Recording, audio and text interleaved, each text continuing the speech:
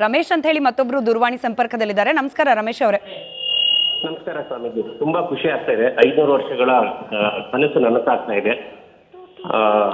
ಅದು ನೀವು ಕರ್ನಾಟಕ ಸ್ವಾಮೀಜಿ ಆಗಿ ಇನ್ನೂ ಹೆಚ್ಚು ಖುಷಿ ಆಗ್ತಾ ಇದೆ.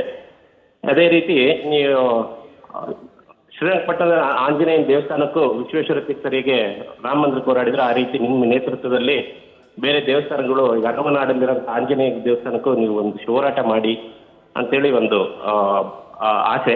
ಅದೇ ರೀತಿ ಆನೆಗುಂದಿ ಅಥವಾ ಕಿಷ್ಕಿಂದ ಹನುಮನ ನಾಡು ಕೂಡ ಅಯೋಧ್ಯೆ ಚೆನ್ನಾಗಿ ಬೆಳವಣಿಗೆ ಆಗಲಿ, ಅದಕ್ಕೆ ನಿಮ್ಮ ಮಾರ್ಗದರ್ಶನ ಬೇಕು ಅಂತ ಒಂದು. ಎರಡನೇದು ಇನ್ನೊಂದು ಪ್ರಶ್ನೆ, ನೀವು ಟ್ರಸ್ಟ್ನರ್ ಆಗಿದ್ದರಿಂದ ಯಾಕೆ ಅಡ್ವಾಣಿಯವರು, ಮನೋಹರ್ ಜೋಶಿ ಅವರು, ಪ್ರವೀಣ್ ತೊಗಾಡಿಯಾ ಅವ್ರನ್ನ ಹೊರಗಿಟ್ಟು ಮೋದಿ ಅವರಿಂದ ಕಾರ್ಯಕ್ರಮ ಮಾಡಿದ್ರಿ? ಅವರನ್ನ ಯಾರನ್ನು ಹೊರಗಿಟ್ಟಿಲ್ಲ, ಅವರಿಗೆಲ್ಲ ಆಹ್ವಾನ ಕೊಟ್ಟಿದೆ. ಅವರ ವಯಸ್ಸಿನ ಸಹಜವಾಗಿರತಕ್ಕಂತಹ ಏನು ತೊಂದರೆಯಿಂದಾಗಿ ಬರೋದು ಸಾಧ್ಯ ಆಗಿಲ್ಲ. ಇಲ್ಲಿ ಪ್ರಾಯಶಃ ನಿಮಗೆ ಗಮನ ಇದ್ದಿರ್ಲಿಕ್ಕಿಲ್ಲ, ಇಲ್ಲಿ ಟೆಂಪರೇಚರು ನಮ್ಮನ್ನೆಲ್ಲ ಬರಿದೆ 5-6 ಅಲ್ಲಿಗೆ ಇಳಿದಿದೆ. ಸಾಮಾನ್ಯ ಮಧ್ಯವಯಸ್ಕರು ಕೂಡ, ಯುವಕರು ಕೂಡ ಈ ಚಳಿಯನ್ನು ತಡ್ಕೊಳ್ಳೋದು ಸಾಧ್ಯ ಇಲ್ಲ. ಅಂತಹದರಲ್ಲಿ ಅಂತಹ ಮಹಾಮಹಿಮರು ಹೋರಾಟ ಮಾಡಿರ್ತಕ್ಕಂತಹ ಮುಂದಾಳುಗಳು ಅವರು ಬಂದ್ರು ಅಂತಂದ್ರೆ, ಅವರ ದೇಹಕ್ಕೆ ಕಿಂಚಿತ್ತೇ ಏನಾದರೂ ತೊಂದರೆ ಆಯಿತು ಅಂತಾದ್ರೆ ಆವಾಗ ತುಂಬಾ ಕೆಟ್ಟ ಒಂದು ಸಂದೇಶ ಹೋದ ಹಾಗೆ ಆಗತ್ತೆ. ಹಾಗಾಗಿ ಟ್ರಸ್ಟ್ನಿಂದ ಅವರಿಗೆ ಆಹ್ವಾನ ಇದೆ, ಅವರು ತಮ್ಮ ಅನಾರೋಗ್ಯದ ಕಾರಣದಿಂದಾಗಿ ಬರೋದು ಸಾಧ್ಯ ಆಗಿಲ್ಲ ಅಷ್ಟೇ. ಅದ್ರ ಜೊತೆಗೆ ಇಂಗಿತ ಕೂಡ ವ್ಯಕ್ತಪಡಿಸಿದ್ರು ಶ್ರೀಗಳೇ, ಇನ್ನೂ ಉಳಿದ ದೇವಾಲಯಗಳು ಯಾವೆಲ್ಲ ಪರಕೀಯರ ದಾಳಿಯಿಂದ ದೇವಾಲಯವಾಗಿ ಉಳಿದಿಲ್ಲ, ಅದರ ಪರವಾಗಿಯೂ ಕೂಡ ಧ್ವನಿ ಎತ್ತಬೇಕು ಅಂತ ಹೇಳಿ. ಖಂಡಿತವಾಗಿ ಇದನ್ನು ಯಾವತ್ತೂ ಕೂಡ ಯಾರೋ ಒಬ್ಬರ ಮೇಲೆ ನಾವು ಜವಾಬ್ದಾರಿ ಕೊಟ್ಟು ಸುಮ್ಮನೆ ಕೂತ್ಕೊಳ್ಬಾರ್ದು. ನಾವೆಲ್ಲರೂ ಹೋರಾಟ ಮಾಡೋಣ, ಎಲ್ಲರೂ ಕೈ ಜೋಡಿಸೋಣ. ಹೇಗೆ ನಾವು ರಾಮ ಮಂದಿರವನ್ನು ಪಡೆದೆವು, ಇನ್ನು ಕಾಶಿಯ ಜ್ಞಾನವಾಪಿಯನ್ನು ಪಡೆಯುತ್ತಾ ಇದ್ದೇವೆ, ಹಾಗೆ ಕಾನೂನು ಸಂಘರ್ಷದ ಮೂಲಕ ನಾವೆಲ್ಲರೂ ಕೂಡ ಕೈ ಜೋಡಿಸಿಕೊಂಡು ಹೋರಾಡೋಣ. ಅವಶ್ಯವಾಗಿ ರಕ್ಷತೀತ್ಯೇವ ವಿಶ್ವಾಸ ಸತ್ಯಮೇವ ಜಯತೆ ಅನ್ನುವಂತಹ ಆ ಆರ್ಷ ನುಡಿ ಏನಿದೆ ಅಲ್ಲ, ಅದು ಖಂಡಿತವಾಗಿ ಸತ್ಯವಾಗತ್ತೆ. ನಾವೆಲ್ಲರೂ ಕೈ ಜೋಡಿಸೋಣ. ನಮ್ಮ ಮುಂದಾಳತನ ನಾವು ಬಯಸದಲ್ಲಿ ನಾವು ಖಂಡಿತವಾಗಿ ಅದನ್ನು ಮುಂದುವರಿಸ್ತೇವೆ. ಸರಿ, ರಾಮನಗರದಿಂದ ವಿನಯ್ ಅಂತ ಹೇಳಿ ಮತ್ತೊಬ್ರು ದೂರವಾಣಿ ಸಂಪರ್ಕದಲ್ಲಿದ್ದಾರೆ. ನಮಸ್ಕಾರ ವಿನಯ್ ಅವರೇ, ಶ್ರೀಗಳಿದ್ದಾರೆ, ಮಾತನಾಡಿ. ನಮಸ್ತೆ. ಗುರುಗಳಿಗೆ ನಾನು ಕೋಟಿ ನಮನಗಳನ್ನ ಮಾಡ್ತೇನೆ. ಯಾಕೆ ಅಂದ್ರೆ ನಮ್ಮ ಕರ್ನಾಟಕದಿಂದ ಪೇಜಾವರ ಶ್ರೀಗಳು ಹೋಗಿ ಅಲ್ಲಿ ಪೂಜೆಯನ್ನು ಸಲ್ಲಿಸ್ತಾ ಇರೋದಕ್ಕೆ ನನಗೆ ಬಹಳ ಸಂತೋಷವಾಗಿದೆ. ನಾನು ಒಬ್ಬ ಅರ್ಚಕನಾಗಿದ್ದೇನೆ. ಹೇಳಿ ಮಾತಾಡಿ. ನಾನು ಒಬ್ಬ ಅರ್ಚಕನಾಗಿದ್ದೇನೆ. ಇಲ್ಲಿ ಧಾರ್ಮಿಕ ದತ್ತ ಇಲಾಖೆಯ ದೇವಸ್ಥಾನದಲ್ಲಿ ಪ್ರಸನ್ನ ಗಂಗಾಧರೇಶ್ವರ ಅಂತ ದೇವಸ್ಥಾನ, ದಕ್ಷಿಣ ಕಾಶಿ. ಆ ದೇವಸ್ಥಾನದಲ್ಲಿ ಬಹಳ ಈಗ ನಮ್ಮ ಇದರಲ್ಲಿ ಜಾಸ್ತಿ ಈಗ ಅಂದ್ರೆ ಬೇರೆ ಇದರಿಂದ ಈಗ ಅಭಿವೃದ್ಧಿ ಕಾರ್ಯಗಳೆಲ್ಲ ಸ್ವಲ್ಪ ಕಡಿಮೆ ಆಗ್ಬಿಟ್ಟಿದೆ. ಅಭಿವೃದ್ಧಿ ಕಾರ್ಯಗಳನ್ನೆಲ್ಲ ಮುಂದುವರ್ಸ್ಕೊಂಡು ಹೋಗ್ಬೇಕು. ಮತ್ತೆ ಸಂಬಳಗಳನ್ನೆಲ್ಲ ಇನ್ಕ್ರೀಸ್ ಮಾಡಬೇಕು. ಶಿವಗಂಗೆ ಕ್ಷೇತ್ರದ ಇನ್ನೊಂದು ದೇವಸ್ಥಾನ ಅಂತರಗಂಗೆ ಅಂತ, ಬಹಳ ಪುಣ್ಯಕ್ಷೇತ್ರ. ಒಂದು ತಾಯಿಗೆ ಮಗು ಇಲ್ಲದ ಕಾರಣದಿಂದ ವೀರಭದ್ರೇಶ್ವರ ಸ್ವಾಮಿಗೆ ಅರ್ಸ್ಕೊಂಡಿರ್ತಾಳೆ ತಾಯಿ. ಆ ಮಗುನ ಅವಳಿಗೆ ಮಕ್ಕಳಾದ್ಮೇಲೆ ಅದನ್ನ ಬಾಳೆ ಎಲೆಯಲ್ಲಿ ಅಲ್ಲಿ ಅಂತರಗಂಗೆ ಎಂಬ ಒಂದು ಹೊಳ್ಳದಲ್ಲಿ ಮಗುನ ಬಿಡ್ತಾಳೆ. ಆ ಮಗು ನಮ್ಮ ಕ್ಷೇತ್ರಕ್ಕೆ ಬಂದು ಸೇರುತ್ತೆ. ಅದೇ ಮಗುನ ತಿರ್ಗಾ ಅವರೇ ಕರ್ಕೊಂಡೋಗಿ ಸಾಕೊಂತಾರೆ. ಇದು 10ನೇ ಶತಮಾನದ ಚೋಳರ ಕಾಲದ ದೇವಸ್ಥಾನ. ಇದು ದೇವಸ್ಥಾನನ ಅಭಿವೃದ್ಧಿ ಮಾಡ್ತಾ ಇಲ್ಲ.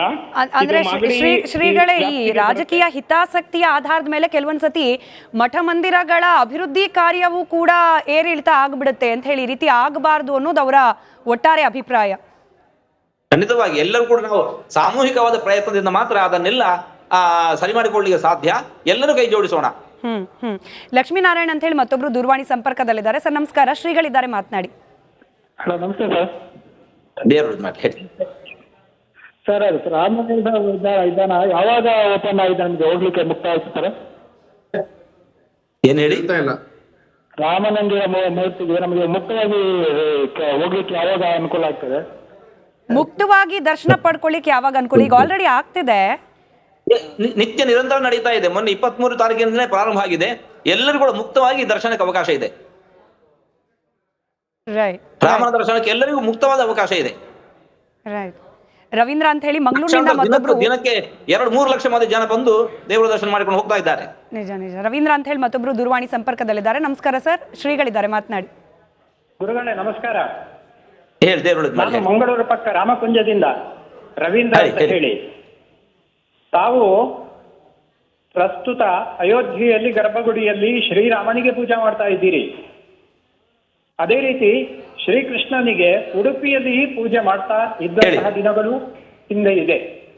ಅಲ್ಲಿಗೆ ಮತ್ತು ಇಲ್ಲಿಗೆ ನಿಮಗೆ ಭಾವನಾತ್ಮಕವಾಗಿ ಏನು ಬದಲಾವಣೆಗಳು ಕಾಣುತ್ತದೆ ಗುರುಗಳೇ? ರಾಮಕೃಷ್ಣರು ಮನೆಗೆ ಬಂದರು, ಬಾಗಿಲ ತೆರೆಯಿರೋ, ಕಾಮಧೇನು ಬಂದಂತಾಯ್ತು, ವರವ ಬೇಡಿರೋ ಅಂತ ಹೇಳ್ತಾ ಇದ್ದಾರೆ. ರಾಮ ಬೇರೆ ಅಲ್ಲ, ಕೃಷ್ಣ ಬೇರೆ ಅಲ್ಲ. ಹರೇ ರಾಮ ರಾಮ ರಾಮ ಹರೇ ಹರೇ, ಹರೇ ಕೃಷ್ಣ ಕೃಷ್ಣ ಕೃಷ್ಣ ಹರೇ ಹರೇ ಅಂತ ನಾವು ನಿತ್ಯ ಹಾಡ್ತಾ ಇದ್ದೇವೆ. ರಾಮನ ಸ್ವರೂಪ ಬೇರೆ ಅಲ್ಲ, ಕೃಷ್ಣನ ಸ್ವರೂಪ ಬೇರೆ ಅಲ್ಲ. ಎರಡು ವಿಭಿನ್ನವಾಗಿರತಕ್ಕಂಥ 2 ಅವತಾರಗಳನ್ನು ತೆಗೆದುಕೊಂಡಿದ್ದಾನಷ್ಟೇ. ಕೃಷ್ಣನನ್ನು ಪೂಜಿಸುವಾಗ ನಾವು ಏನು ಧನ್ಯತಾ ಭಾವವನ್ನು ಪಡಿತಾ ಇದ್ದೇವೋ, ರಾಮನನ್ನು ಇಲ್ಲಿ ಪೂಜಿಸುವಾಗಲೂ ಕೂಡ ಅದೇ ಸಂಭ್ರಮವನ್ನು ಅನುಭವಿಸ್ತಾ ಇದ್ದೇವೆ. ಕೃಷ್ಣ ನಮಗೆ ಬೇಗನೆ ದೊರಕಿದ ರಾಮನ ಈ ಅಸ್ತಿತ್ವ, ರಾಮನ ಈ ವ್ಯಕ್ತಿತ್ವ ನಮಗೆ ಇಲ್ಲಿ ಬಹುಕಾಲದ ಹೋರಾಟದಿಂದಾಗಿ ಈ ಜನ್ಮಭೂಮಿಯ ವಿಮೋಚನೆ ಮೂಲಕ ನಮಗೆ ದೊರಕಿದೆ. ಇವತ್ತು ನಾವು ಅಂತಹ ವಿಶೇಷ ಸಂತಸದ ಕ್ಷಣವನ್ನು ಅನುಭವಿಸ್ತಾ ಇದ್ದೇವೆ. ಮಹಾಬಲೇಶ್ವರ ಅಂತ ಹೇಳಿ ಮತ್ತೊಬ್ರು ದೂರವಾಣಿ ಸಂಪರ್ಕದಲ್ಲಿ. ಸರ್ ನಮಸ್ಕಾರ, ಶ್ರೀಗಳಿದ್ದಾರೆ, ಮಾತನಾಡಿ. ನಮಸ್ಕಾರ ಗುರುಗಳೇ. ಹೇಳಿ. ನಾನು ಮಹಾಬಲೇಶ್ವರ ಮಧ್ಯಸ್ಥ ಅಂತ. ನಾವು ಹಿರಿಯ ಗುರುಗಳಕ್ಕಿಂತ ತುಂಬಾ ಚೆನ್ನಾಗಿ ಚಳಿಯಲ್ಲಿ ಒಳ್ಳೆ ಕಾರ್ಯಕ್ರಮ ಕೊಟ್ಟಿದ್ದೀರಾ ರಾಮ ಮಂದಿರ ಉದ್ಘಾಟನೆಗೆ. ಬಹಳ ಸಂತೋಷ ಆಯ್ತು. ನಿಮ್ಮದು ಸಂಸ್ಕೃತ ಕಾಲೇಜಲ್ಲಿ ನೀವು ನನಗೆ ಸನ್ಮಾನ ಮಾಡಿದ್ದೀರಾ. ಒನ್ ಟೈಮಲ್ಲಿ ಇಂಟರ್ನ್ಯಾಷನಲ್ ಸ್ವಿಮ್ಮರ್ ಹರಿಕೃಷ್ಣಪ್ಪನವರ ಕಡೆಯಿಂದ ಸನ್ಮಾನ ಮಾಡಿದ್ದೀರಾ. ನೀವು ಚೆನ್ನಾಗಿ ಎಲ್ಲ ಕಾರ್ಯಕ್ರಮ ಚಳಿಯಲ್ಲಿ 5 ಡಿಗ್ರಿ ಚಳಿಯಲ್ಲಿ ರಾಮನ ಉದ್ಘಾಟನೆ ಮಾಡಿದ್ದೀರಾ. ದೇವರು ಚೆನ್ನಾಗಿ ಇಟ್ಟಿಲ್ಲ ನಿಮ್ಮನ್ನ. ನಿಮಗೆ ದೇವರು ಒಳ್ಳೆ ಆಯುರಾರೋಗ್ಯವಾಗಿ ಕೊಡಿ, ದೇವರ ಅನುಗ್ರಹ ಮಾಡಿ. ರಿಪಬ್ಲಿಕ್ ವರ್ಲ್ಡ್ ಆ್ಯಪ್ ಇದು ಕೇವಲ ಅಪ್ಲಿಕೇಶನ್ ಅಲ್ಲ, ಸಮಗ್ರ ಸುದ್ದಿಗಳ ಸಂಪರ್ಕ ಮಾರ್ಗಕ್ಕೆ ಕ್ರಾಂತಿಕಾರಿ ಬದಲಾವಣೆ. ರಿಪಬ್ಲಿಕ್ ವರ್ಲ್ಡ್ ಆ್ಯಪ್ ಕೇವಲ ಸುದ್ದಿ ಅಪ್ಲಿಕೇಶನ್ ಪರಿಚಯಿಸ್ತಾ ಇಲ್ಲ, ಬದಲಾಗಿ ಡಿಜಿಟಲ್ ಸುದ್ದಿ ಬಳಕೆಯ ಹೊಸ ಯುಗಕ್ಕೆ ನಾಂದಿ ಹಾಡ್ತಾ ಇದೆ.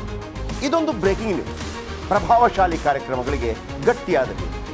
ಇಲ್ಲಿ ಕೇವಲ ತಾಜಾ ಸುದ್ದಿ, ಅದರ ನೇರ ಪ್ರಸಾರ ಮತ್ತು ಚರ್ಚೆಗಳಿಗೆ ಮಾತ್ರ ಅವಕಾಶ.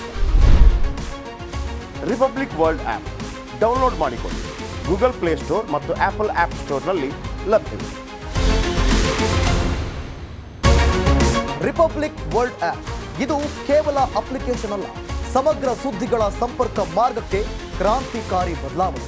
ರಿಪಬ್ಲಿಕ್ ವರ್ಲ್ಡ್ ಆ್ಯಪ್ ಕೇವಲ ಸುದ್ದಿ ಅಪ್ಲಿಕೇಶನ್ ಅನ್ನ ಪರಿಚಯಿಸುತ್ತಿಲ್ಲ, ಬದಲಾಗಿ ಡಿಜಿಟಲ್ ಸುದ್ದಿ ಬಳಕೆಯ ಹೊಸ ಯುಗಕ್ಕೆ ನಾಂದಿ ಹಾಡುತ್ತದೆ.